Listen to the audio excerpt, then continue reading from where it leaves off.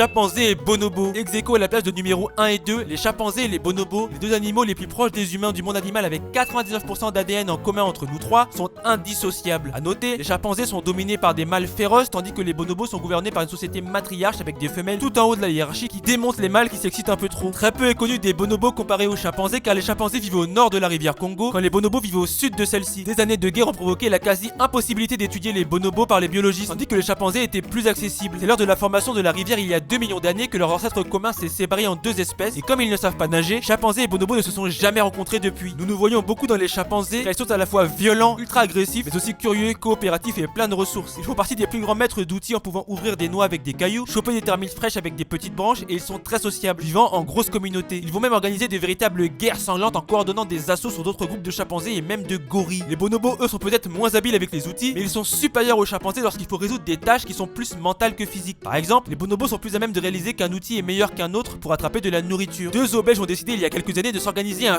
fight de l'intelligence entre leurs zoos. D'un côté, les chimpanzés du zoo d'Antwerp contre les bonobos du zoo de Plankedel. Pardonnez-moi pour la prononciation. Le concours formait de CITES voyait les primates devoir utiliser des outils rudimentaires, c'est-à-dire pas du tout sophistiqués comme des branches pour extraire des noix et des oranges dans des cachettes. Et c'est une femelle bonobo non dominante appelée Janoa qui l'a emporté en écrasant la compétition en faisant preuve de grande patience et de persévérance. Alors que les mâles chimpanzés étaient trop occupés à jouer à qui est la plus grosse pour rester concentrés. Et ça a choqué le monde scientifique. Alors que le monde entier s'attendait à ce que les chimpanzés l'emportent, surtout qu'ils avaient été entraînés par leur éleveur en avance pour l'épreuve, alors que les bonobos au début étaient effrayés de ce jeu et n'avaient donc pas pu être entraînés. Ce qu'il s'est passé, c'est que deux jeunes mâles chimpanzés ont commencé à vouloir défier le mâle dominant qui régnait en maître depuis 10 ans sur leur groupe. Et ils en ont oublié de se concentrer sur le test en cours. Du coup, Janoa a gagné 4 des 6 tests et seulement une fois un mâle chimpanzé a gagné un test. Les bonobos sont bien plus pacifiques que les chimpanzés qui utilisent davantage la violence pour résoudre les conflits. Pour vous donner plus de détails, les femelles utilisent notamment les relations sexuelles pour apaiser les conflits, alors que les chimpanzés utilisent des poings dans la tronche de l'autre pour calmer les choses. Et quand il s'agit de culture comme évoqué chez les orques, chez les chimpanzés mieux étudiés que les bonobos, on observe que des groupes d'individus qui pourtant partagent un même territoire ont différentes méthodes pour manger et manipuler la nourriture comparée à d'autres et qu'ils se les transmettent de génération en génération en refusant d'en changer. Une tradition donc. Bon nombre de chercheurs ont enseigné aux chimpanzés le langage des signes, voire un langage composé de symboles visuels. Quand certains critiques pensent que les chimpanzés ne comprennent pas réellement les mots mais savent seulement les utiliser, d'autres répondent avec virulence que des études plus récentes montrent qu'ils ont une réelle connaissance de ces mots pouvant les placer ensuite dans différents contextes. Dans la nature, les chimpanzés utilisent expressions faciales, gestes, sons vocaux ainsi qu'une large variété d'outils comme des bâtons, des feuilles, des pierres, des racines pour des usages variés allant de chasser de la nourriture à récupérer de l'eau pour être bu sans se mouiller en passant par toucher un python immobile avec une tige pour être sûr qu'il n'est pas en train de faire le mort mais qu'il est bel et bien décédé. Bref, nos deux cousins de l'évolution, chimpanzés et bonobos, sont, après nous, les animaux qui jusqu'à présent semblent posséder le cerveau le plus intelligemment efficace du monde animal. Voilà. Bon, orques, dauphins, chimpanzés, bonobos voire orang-outans, les tests effectués ne sont non seulement pas tous les mêmes, dans les mêmes conditions, mais en plus ces tests et conclusions font toujours débat. Donc ne prenez pas ce classement comme source sûre, mais plutôt kiffez la beauté et variété de l'intelligence animale autre qu'humaine qui montre la richesse du monde dans lequel nous vivons. J'espère que vous avez apprécié cette vidéo autant que moi j'ai aimé la faire, bande d'insolents.